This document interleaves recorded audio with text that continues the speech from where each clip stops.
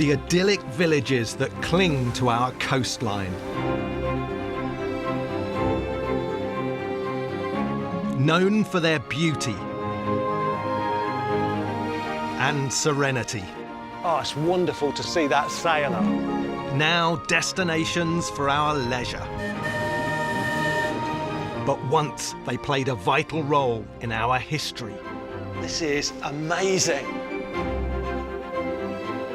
I'm Ben Robinson, and as an archaeologist, I'm intrigued by our coastal villages, because there's always a bigger story behind that idyllic postcard image. I've come to Craster, a small fishing village in Northumberland, set on one of the most spectacular stretches of Britain's coastline, 6 miles northeast of Alnwick.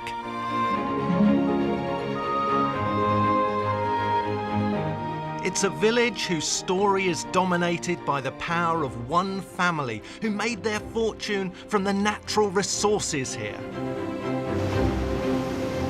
The unique local stone that was used to pave our great cities. Some of the curbstones way down in London are likely to have been made of whinstone from here. The plentiful fish just off the coast. The fishing industry really put Craster on the map. And the breakfast delicacy that the village is still famous for today.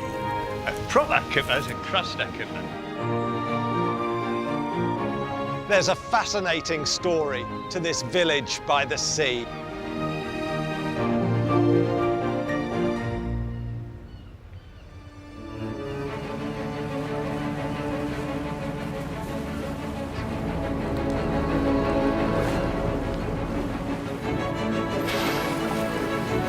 Dolphins! There's loads of them. They're heading towards us. They're all around the boat.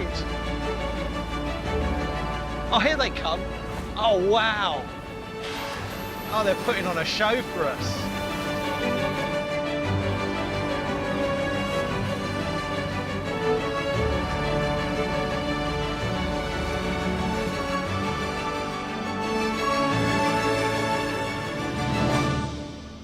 I'm on the coast of Northumberland, and down there is Newcastle and the rest of the eastern coast of England.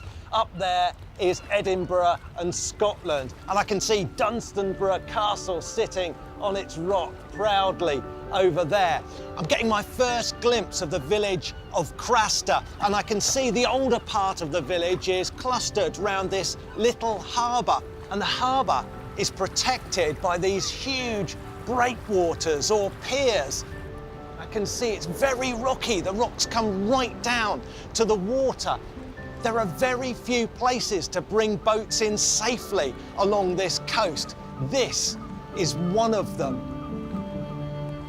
I'm here to find out how one family in particular, the Craster family, have shaped this place over centuries.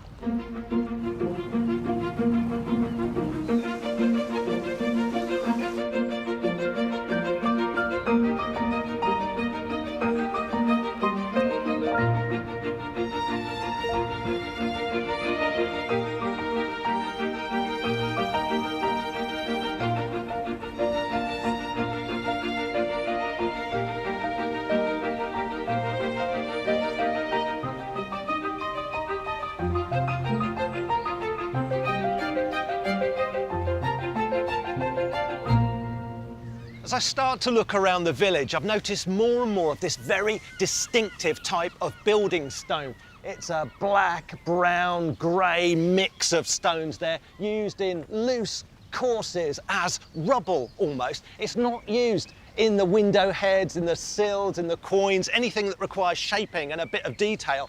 This walling stone is something a bit more rough and ready. There's more of it over here.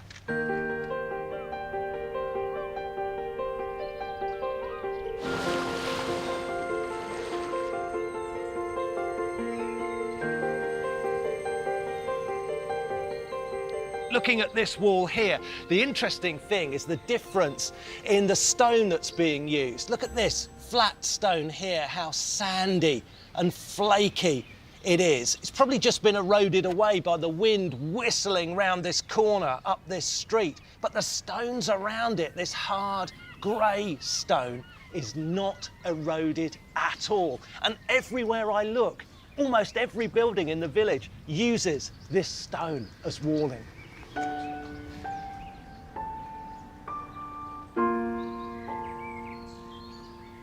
And you don't have to look far to see where this building material came from.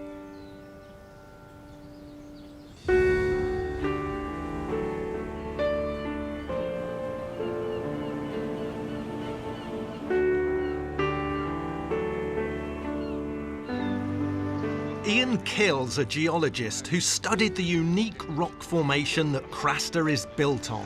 One of the distinctive and amazing things I've noticed about Craster is when you approach the village, you see these cliffs facing inland of what is obviously a hard, durable rock.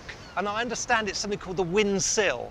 That's exactly right. And as it happens, we're standing right on top of the Whin Sill now and part of the Whin Sill Ridge. And what you were looking at on that westward-facing cliff is inside the middle of the sill. And it's part of a formation which extends right the way from Lindisfarne away up to the north, through here and out to Alnwick, and then away down to the Great Whin Sill on Hadrian's Wall, then Teesdale. It's a body of igneous rock, so it's cooled down from a liquid molten rock, magma. It's the hardness of the Whin Sill and its durability which has meant it's been left as this upstanding landscape feature. And it's also that which means that it's an absolutely perfect place to put military installations on, like Dunstanburgh, Lindisfarne Fort, Bamborough Castle, Hadrian's Wall. Amazing. Because this material is so durable, it's great material for making curbstones, sets, pavers, and also to crush and use as aggregate within roads. I'd like a closer look at this rock to see what makes it so special. Let's go and have a look at it.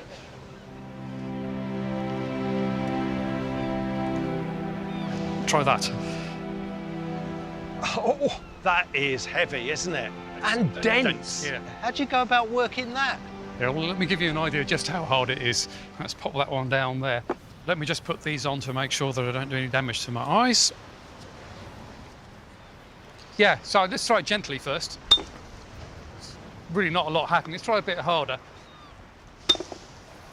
Still absolutely nothing. Try one more.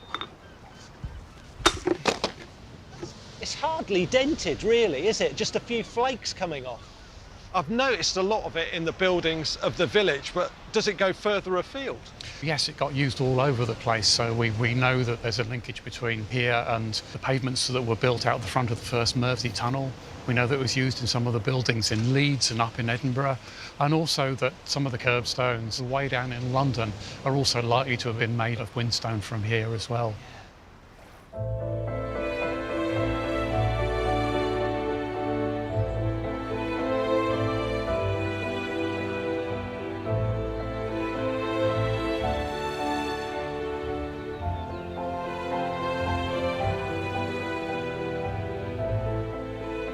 The whinstone not only provided the building materials for houses in Craster, it was to help make the fortunes of the family that's dominated the village for centuries, the Crasters.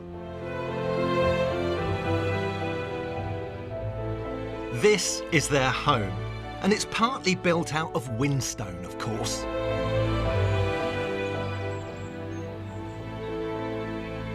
This is Craster Tower, and it's been home to the Craster family for more than 800 years.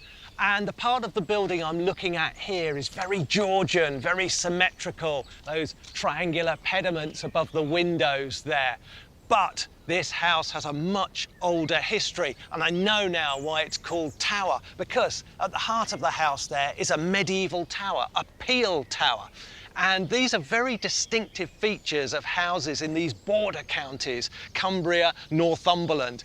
There were lawless bandits in this area. There were the Scots coming down. There were people coming in from the sea. You had to defend yourself in times of trouble. So these tower houses were built. And then the houses grow. As fashion changes and style changes, the houses grow around the tower. That's what's happened here.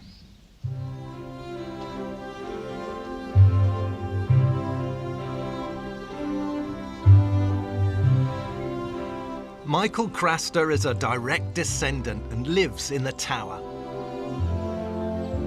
Michael, the Crasters have been here a long time, haven't you? We have. 850 years is not a bad slice. Yeah. Not a bad slice of history. Yeah. What are the origins of the Crasters being here? The original Craster, if you like, was a chap called Albert, who came across from the Rhineland in the middle of the 12th century. He married a girl called Christina Redcar, and Craster came with it. Now, you can read a house architecturally and you can sort of break it down into its component parts, but really what you're looking at is family history in stone. Yes, we started with a wooden hall, but then it became clear that times were hard and you needed more protection. We were lucky enough at that stage to be in a position to be able to afford to put up a decent peel tower. It's a defensive structure. We got planning permission in 1385, and then it was complete, we know, by 1415. But it wasn't what it looked like today, because, of course, there weren't any windows. There was no access from the ground except for a spiral staircase in the wall, and so it really did look much more formidable. Shall we go on in? Yeah, that's great. Okay. The tower passed through the Craster generations, and in the late 1700s, two succeeding heads of the family, George and then Daniel Craster, converted the medieval tower into how it looks today. As times change, the needs of the occupants of the family change, and you can see that in the architecture here. When George built the front, at the same time, he redesigned the inside of the tower, and they knocked out one floor. There were originally 4 floors in the tower. This was George's bedroom, but his successor, Daniel, converted it into the drawing room the way you see it today. But all these improvements needed funding. In the mid-1700s, Craster was a small village next to the tower, with farmers leasing land from the family. But Daniel had a plan that would make him money and change the face of the village. He'd been spending a lot of money on decoration. He needed something. Looking around, and I think he decided, oh, look, remember those quarries that we had down at the bottom there? We better start working on those.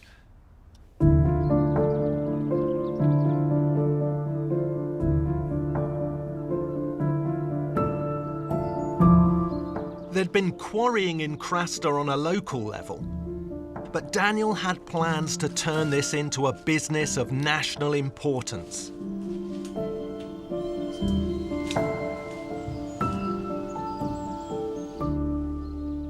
This is a former Craster whinstone quarry. By the late 1700s, Daniel Craster was lord of the manor here, and he owned this stone quarry. Now, in March 1772, he put an advert in a Newcastle newspaper. It read, "Craster Whinstone Quarry, wanted immediately a number of good hands who understand the dressing of said stone for paving London streets." He's cashing in on the inheritance, making the most of this stone and literally putting Craster Whinstone on the map.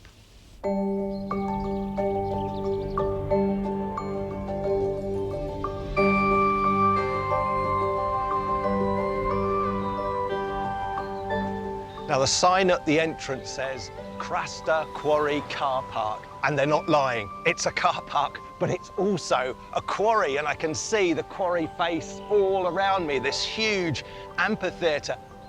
This was the site of the Craster family's quarry, the Whinstone quarry, from the 1700s right into the 20th century. Just thinking about those early days of quarrying, because it would have been very much everything done by hand. So you would have had people up there with chisels, with hammers, and just hacking the rock out of the quarry face. And the quarry would have grown, of course, very gradually as they hacked out this rock. I'd be hearing the chinking and clanging of hammers, rock falling down the quarry face.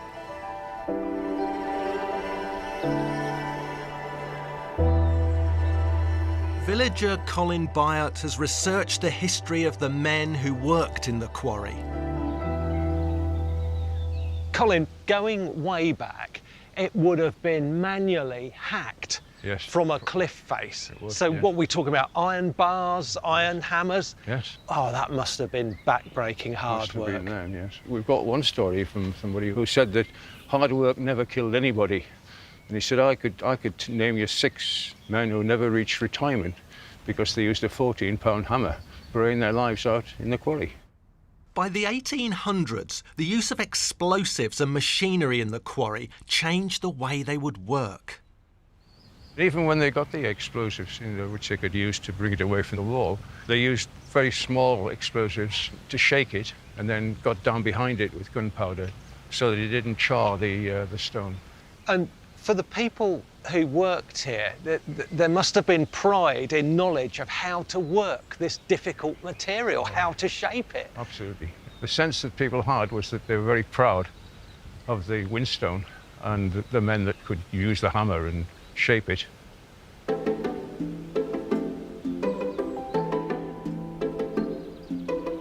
By 1910, the quarry was no longer in the hands of the Craster family, and the new owners quickly brought in an innovation that improved the efficiency of the quarry operations here no end. It was an aerial ropeway. Basically, tubs full of stone could be winched down to the harbour side, so the stone could be stockpiled there to be loaded onto ships. The harbour gave them access to that highway of the sea down the east coast of England, so you could get stone to places like London, all the east coast ports, really easily, much more easily than trundling it down the roads of the day. Now, you've got to imagine then, this quarry is gearing up from something approaching a cottage industry in the 1700s to a really major industry by the 20th century.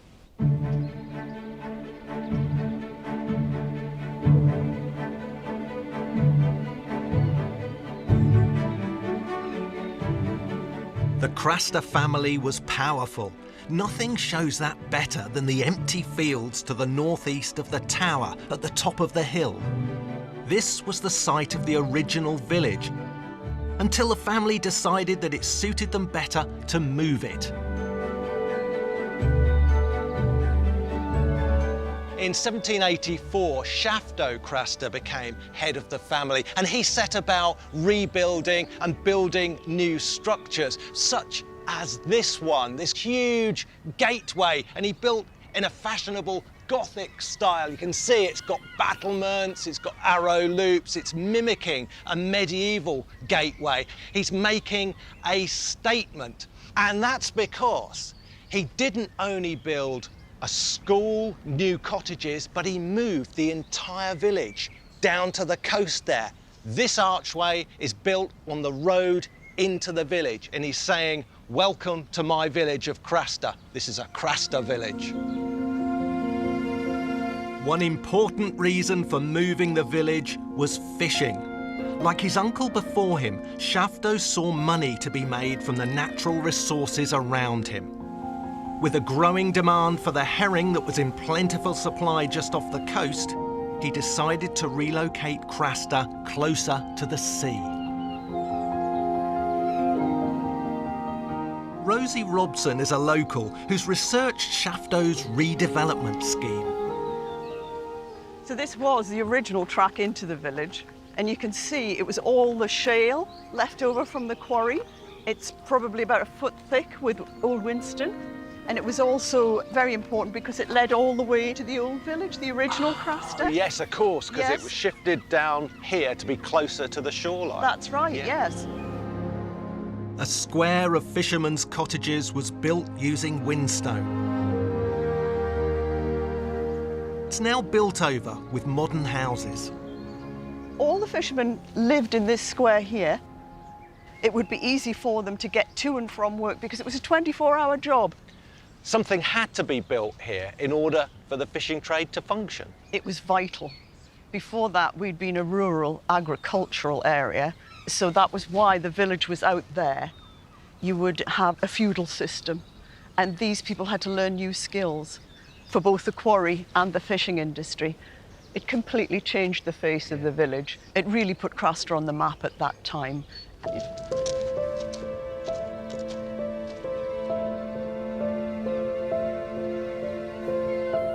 Craster's fishing community was growing fast, and in the summer season, thousands of barrels of fish would be landed and gutted in the harbour. Back in the 1800s, what would life have been like here? In those days, I suspect the aroma wasn't as pleasant because you had the fishing industry working very hard, barrelling, gutting, and down here you had what we called the shut. The shut was where the entire village waste went to, and you would have 2 or 3 little pigsties that the farmers kept, and the rest that the pigs wouldn't process would go out to sea down the shut. No one's bathing in the sea down here. It's not for leisure. That's true. You only went to sea if you went to work.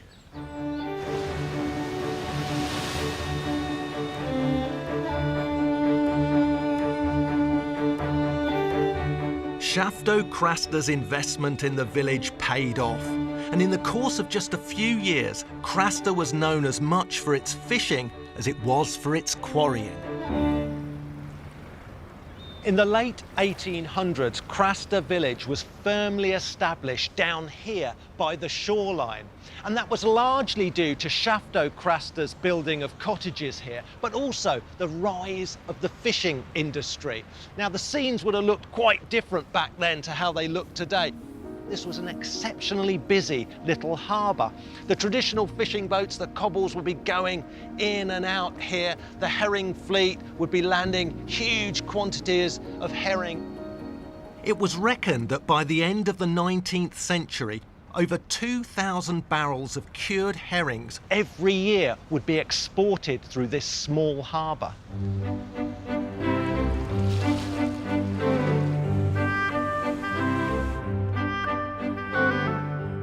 From the mid-1800s, large numbers of fishermen and their wives would follow the shoals of herring from the coast of Scotland down to Craster. Katrina Porteous is a historian who studied the history of fishing during this period. This sounds like a very large industry that's happening up and down this coast here, and Craster seems ideally placed to become part of it. Yes, it was. As the herring travelled down the coast, the industry really followed them. Throughout the 19th century, the local women worked in the yards here and on the seafront, gutting the herring, packing them into barrels with salt, and then they were sent by ship to the continent. In fact, about 80% of it from a place like Craster went over to the Baltic. Stettin, which is now in Poland but was then in Germany, was the great port for export of herring. Surely you need more people coming in to help process the fish as well. And where do they live? Well, the fishermen themselves slept on the boats, which were moors just outside the harbour. The teams of Scottish herring girls who followed the shoals supplemented the local women, and they just slept above the herring yards. Most of the buildings that you see above the harbour were herring yards. There were 4 or 5 in this village alone. Was there any time for socialising, relaxation, or was it all just hard graft? Well, it was very long hours. The women worked from about 6 o'clock in the morning, often until about midnight. But remember, these were young women. They were working in teams of 3. There was a great sense of camaraderie. Although they'd worked very hard, they'd had a good time because it had given them some income and it had given them independence. They were free in a way that women often weren't at that time.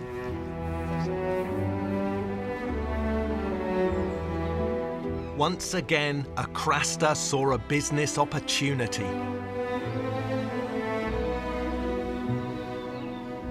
In the middle of the 1800s, the Craster family were looking for new ways to make money out of the fishing here. So in 1856, John Craster, who was head of the family by then, built this, the first herring smokehouse in Craster.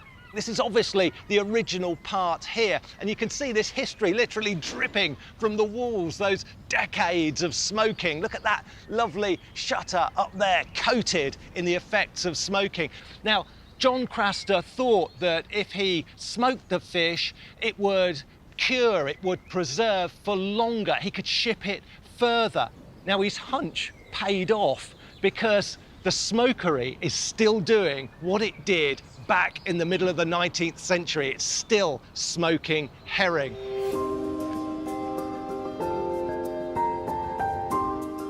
Smoking herrings to preserve them was not new. But on the Northumberland coast in the 1840s, they found a new way to do it that made the fish milder and more succulent. It became a huge craze in this area, and it's one that Craster is famous for today. Kippers. The smokehouse is now run by the Robson family. Now, Craster is famous for its kippers, but what's the definition of a kipper? What makes a proper kipper? A proper kipper is a Craster kipper. Oh, of course. But no, a kipper is a smoked herring that's been split down the back, opened up like a butterfly, salted in a brine for a determined amount of time, hung up in the smokehouse and smoked over oak sawdust with whitewood shavings, just gently smoking away. Takes about 14, 15 hours to smoke. And who invented the idea of the kipper? According to folklore, it was an accident. It was a guy called Woodger who was credited with inventing the kipper. He'd had some herring in his hut, and the hut caught fire, and he managed to get them out, and they tasted smoky, and he thought that was all right. And the hut had been used where the girls used to come follow the herring down. They'd been sleeping there. It was called a kip house or something. So kipper, but whether that's true or not, I don't know. Yeah. Because, I mean, there's an ancient history of smoking fish and meat to preserve it. If you got a herring that was landed 2 days without refrigeration, it wouldn't be worth eating. But if you smoked it, it could probably last a week. So I think that's, it was to preserve it, not enhance the flavour. Yeah. The scent is unmistakable around the village and in here. It's driving me a bit crazy, actually. Is it possible to have a little taste? Certainly, I'll fix you up with a kipper bud.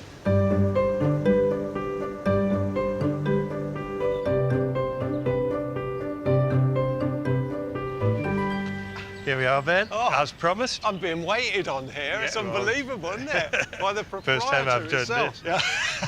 Yeah. I feel very special. Oh, look at the colour, the texture, the scent. Please, you said scent.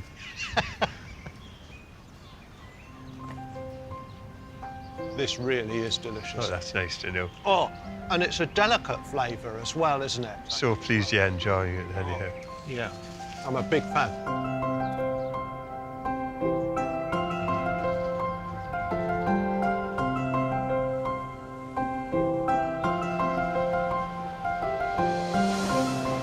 Nature has shaped Craster, providing fish in the sea and this little natural haven on a rocky shoreline. Geology has shaped Craster, the whinstone used in so many buildings and shipped as far afield as London.